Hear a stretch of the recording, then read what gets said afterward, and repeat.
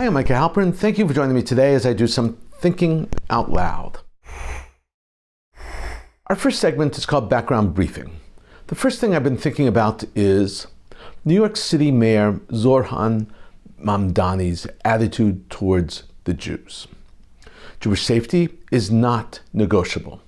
It is not negotiable in Israel, and it is not negotiable in New York City. Unfortunately, it appears that New York City's mayor, Zohran Mamdani, never received that memo. Jewish safety should not be a political disagreement.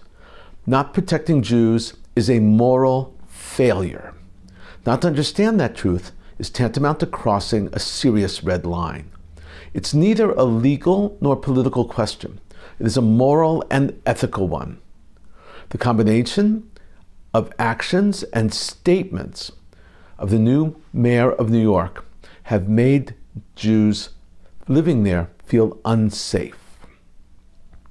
It all began with Mamdani's first day in office. On that day, the day the brand new mayor rescinded the International Holocaust Remembrance Alliance, the IHRA definition of anti-Semitism, Jews realized that their fears about Mamdani's pre-election would be realized. Every Jew-ish Jew living in New York City since the election of Mamdani lives with a feeling of insecurity not felt before he assumed office. It's not the name that sends shivers down their spines, not his religion that gives them chills. New York is, after all, a multi-ethnic melting pot. Mamdani's actions and his inactions, his statements and his silence and his equivocations have engendered fear and terror for Jews.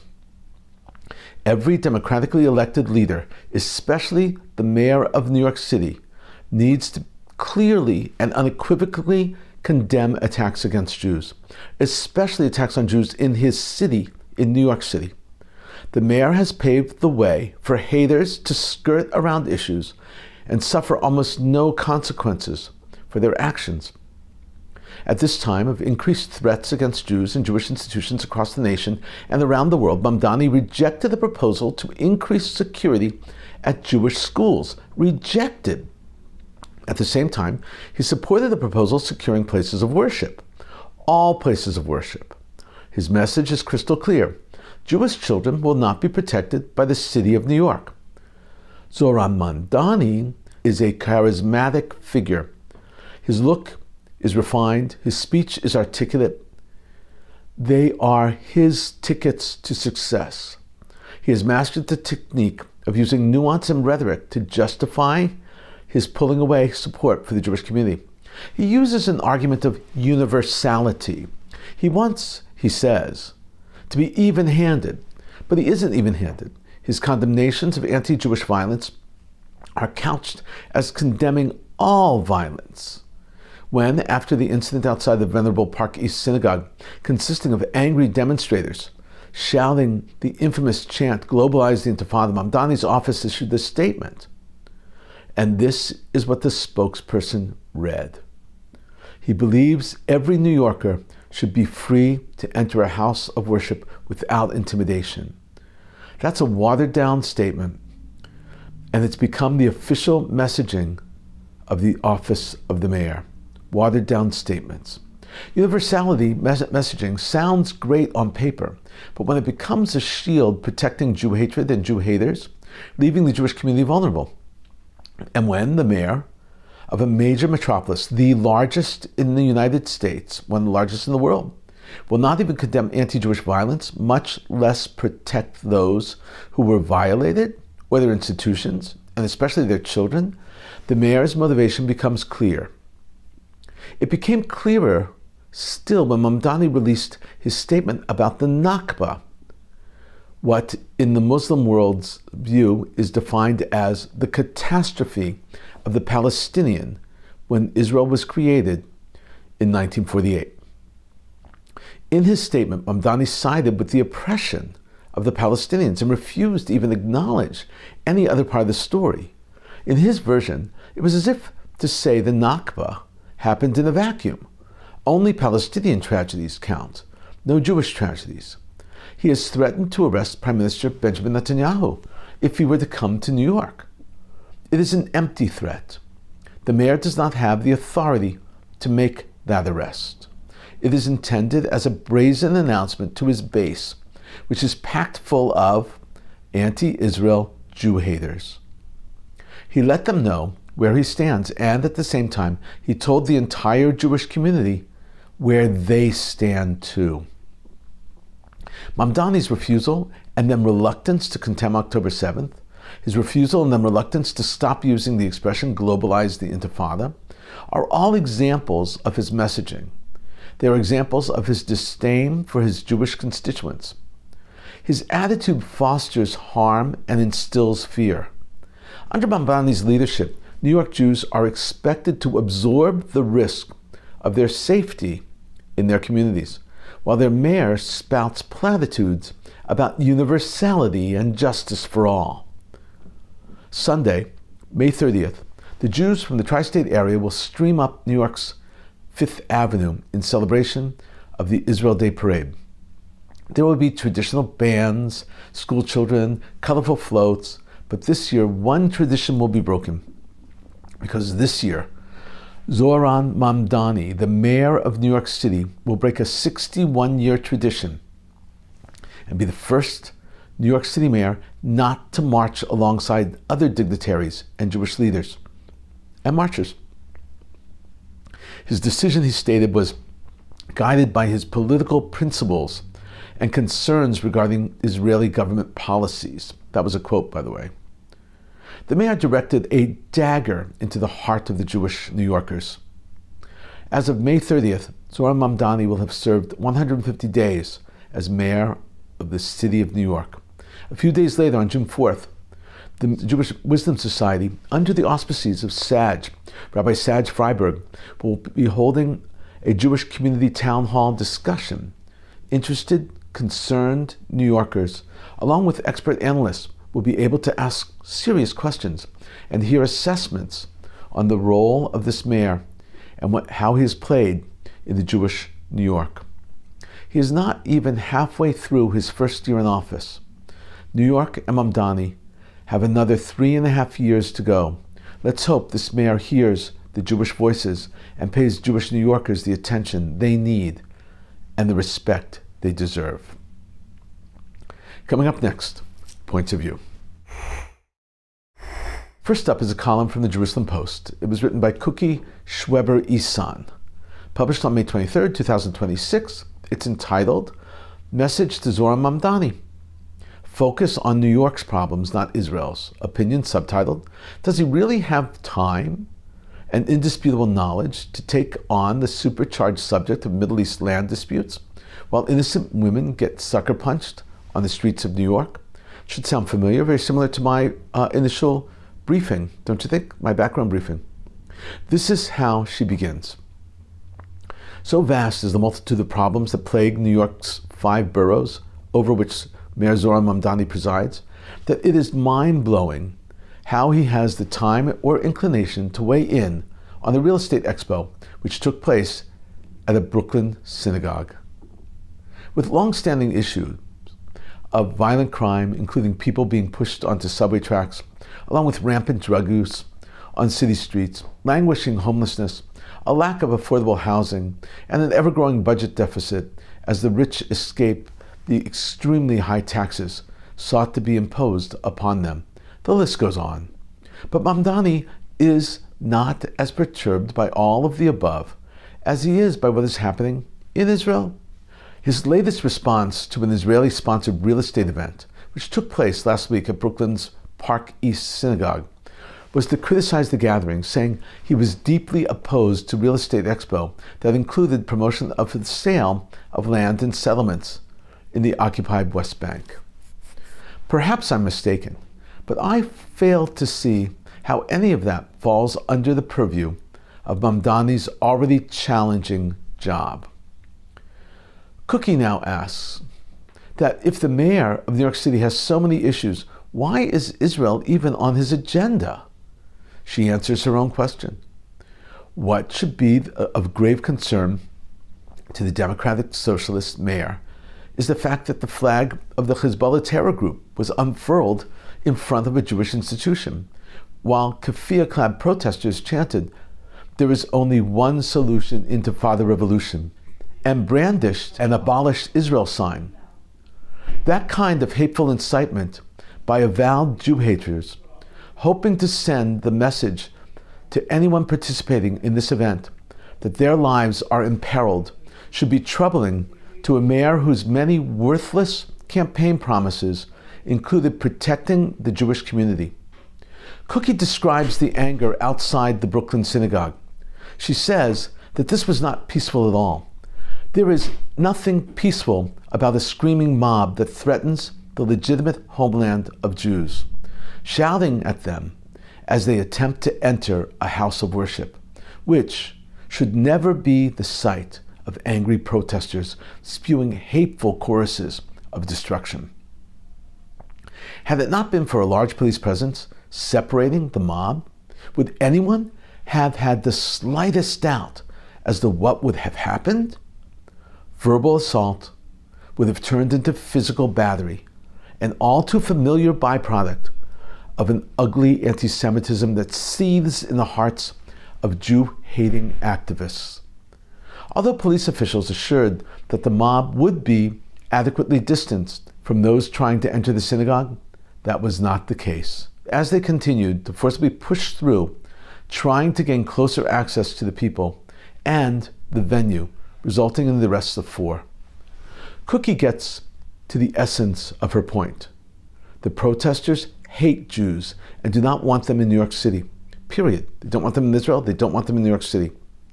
She writes, "The real truth is not that their opposition to the Jewish homeland, which they claim was established on stolen land, but rather their overall objection to the existence of the Jewish people, not wanted in New York and not wanted in Israel. Their dishonesty and corrupt souls prevent them from voicing that truth, because to finally admit their antipathy for Jews would be to uncover their genocidal aspiration toward the creation of a Jew-free world, their real goal. Why wouldn't such an event be met with great curiosity and enthusiasm when considering the toxic atmosphere that has escalated in America's largest Jewish populated city, now run by a Muslim mayor who feels the need to express his own personal repugnance over an issue in which he is clueless?" Cookie concludes asking about Mamdani. Doesn't he have enough on his plate, she asks. Mamdani, she writes, has a lot on his plate. But since he claimed to be up for the task, shouldn't he be 100% focused on the many challenges that lie before him? Does he really have time and indisputable knowledge to take on the supercharged subject of Middle East land disputes, while innocent women get sucker punched on streets of New York? If Mamdani doesn't take more care, he may be accused of using his public office to further anti-Israel agenda, which he has denied having. But then, what do we know? As I am certain that you figured out already, I cannot agree more with this column. Mamdani is way out of line. Thank you. Next up is also from the Jerusalem Post, and it's authored by Mike Evans. It was published on May 22nd, 2026. It's entitled, "Donald Trump, Do Not Negotiate with the Devil in Tehran." Opinion, subtitled, "You cannot kill a demon with a bullet. The ideology driving terror in Iran will not disappear." This is how Evans begins. Tehran has sent a new proposal to the United States that includes the exit of U.S. forces from the areas close to Iran, reparations for destruction caused by U.S.-Israeli war, the lifting of sanctions, the release of recently frozen funds, and an end to the U.S. maritime blockade in the Strait of Hormuz.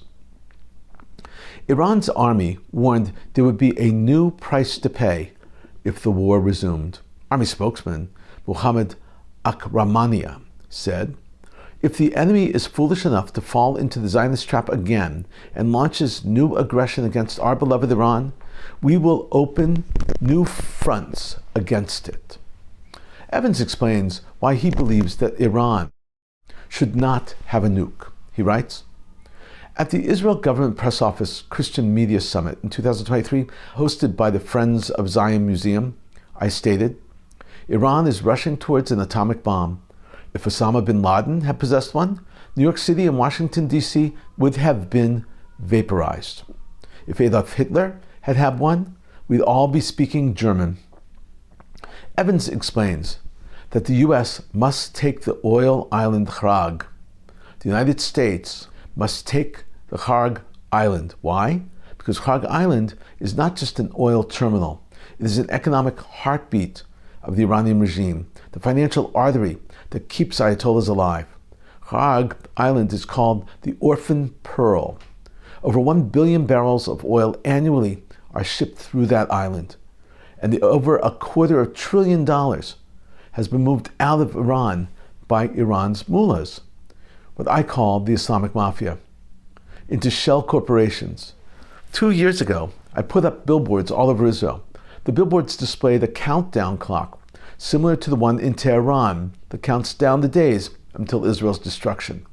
The Iranian regime set its clock for the year 2040. I wanted to send a message back to Tehran. Regimes built on terror do not last. I put the billboards around Israel and the countdown clock set for October 28th, 2028, predicting the end of the Ayatollah's regime in Iran.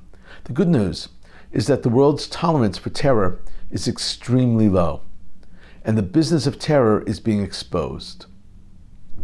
Evan concludes, writing that the world has a low tolerance for terror today. He writes, "You cannot kill a demon with a bullet. The ideology driving Tehran in Iran will not disappear. This is an ideological war, a media war, a proxy war, and a spirit war. It is a battle against principalities and power, against demonic spirits. And you can be assured of one thing: demons lie. Iran has no intention of honoring its promises. The spine of the regime will have to be broken, either economically or militarily." This is an excellent column by Mark Evans. Excellent. And he is a true lover of Israel. Thank you. Coming up, commentary through cartoons, where pictures tell the story. I want to show you 8 cartoons today. The first cartoon is a classic. It's a play on Kafka's great work, The Metamorphosis. A roach is reading the newspaper and says, "This all feels Kafkaesque." For those who don't remember, Kafka's book begins with the main character, as a roach lying on its back in bed. It can't get up. These next 3 cartoons are by the Austrian cartoonist Marian Kamensky. And they feature Jesus, and one of them actually features God. This one is called "Bibi is Not Amused as the Strait of Hormuz is Closed." This next cartoon is entitled "Tea Time for Trump." He is blocking the Strait of Hormuz, and the mullahs are making tea and cutting off his wooden nose. The implication is, in the eyes of the mullahs, the leaders of Iran, Trump is Pinocchio and lying all the time. Next up is a cartoon also by Marian Kamensky. Here, Trump fires God and kicks him out of heaven, ostensibly for doing a bad job. In other words, not doing what Trump wants. This cartoon is horrific. Israel is written with 2 S's. The letters look like the Nazi symbol SS. Here we have a crusader with the US flag and the Christian crosses carrying a lance. In the lance is actually a cruise missile, and he's on his way to Hormuz. Next up is Trump and Bibi on the phone underwater, being drowned by the Iranian leadership.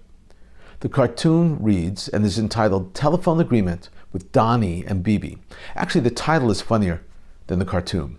And finally, our last cartoon shows Trump in the Strait of Hormuz, telling Iran that the clock is ticking. In a moment, more of my own perspective and a few predictions. Here's my explanation of Iran, why and how the regime is reacting. Recent events and war and leadership disruption have shifted internal decision-making in Iran. The system no longer has a single decisive authoritative figure, the Ayatollah, the Grand Ayatollah. Decision-making is more collective and slower. The IRGC now dominates both military strategy and political decisions. Civilian leaders and diplomats cannot act independently without military approval. Inside Iran today, decisions are shaped by three overlapping categories. Three. First is security, first logic. The RGC prioritizes regime survival and military leverage. This often leads to tougher negotiating positions and a reluctance to compromise. Second, fragmentation and delay. Because authority is split among several powerful actors, responses, to the peace talks especially, can be slow or inconsistent. And third, dual system tension. There's a constant tension between hardliners, military security people on the one hand, versus pragmatists and diplomats and politicians on the other. But current reporting indicates the hardline military side has the upper hand on all these things. Bottom line is Iran, officially, a centralized system under a supreme leader. Reality is today a hybrid system dominated by military elites, the RGC, and that the outcome of these decisions tend to be security-driven, cautious, and sometimes internally inconsistent. And now for my analysis of Gaza, inside Gaza, how decisions and governance work there. The structure, who controls Gaza? Gaza right now has overlapping layers of authority, which makes internal governance complicated, hard to understand, and maybe not even there. Hamas is the de facto power, still controls territory and influence on the ground, maintains administrative functions, in many areas planned or partially transitioned authority. A UN-backed system proposes a technocrat Palestinian committee, which is the NCAG, to run daily governance. Not happening yet. This committee is meant to handle services like aid, healthcare, security administration, international oversight, and that's called the Board of Peace. A global body intended to supervise governance and reconstruction, however, is also there. This transition is incomplete and disputed. What actually is happening on the ground? Even though there are plans to replace Hamas in governance, the technocratic committee, which is supposed to do that, has struggled to fully take control, partly due to logistical and political barriers. Meanwhile, Hamas structures continue operating, ministries functioning again, some municipalities reopened, taxes being collected and salaries being paid by Hamas. Formal governance, though, does not equal actual control. What this means in practice is that inside Gaza, decision-making is shaped by three realities. One is a dual authority, official versus actual. Official plans say governance should transition away from Hamas, but Hamas still has operational control, and local influence, humanitarian pressure, dominates those decisions. Number two, basic survival issues, which are food, water, aid, and security. They drive most decisions. And three, governance, which is about keeping systems barely functioning, not long-term policy. External influence is unusually strong in Gaza right now. International actors are deeply involved in governance and in planning. Local authority depends heavily on Israeli security system, international aid flows, mediation agreements. Bottom line, Gaza officially is transitioning to a technocratic, internationally supervised administration. But in reality, fragmented control with Hamas still holding the power on the ground. That's just the reality. Governance is unstable, contested, and the main focus is on basic survival. We've been thinking out loud about a lot today. Now that you know what I've been thinking, let me know what you're thinking. Email me at micah@jbstv.org. Tweet me at Micah Halpern. Tell me what you think. Before we end, let me leave you with one piquante piece of information. The anti-Jewish tone is not an exaggeration in New York City under Mamdani, and I've been talking about it. It's a lot. It's there. Here is a perfect example. This is a video of the law school graduation of CUNY, City University of New York.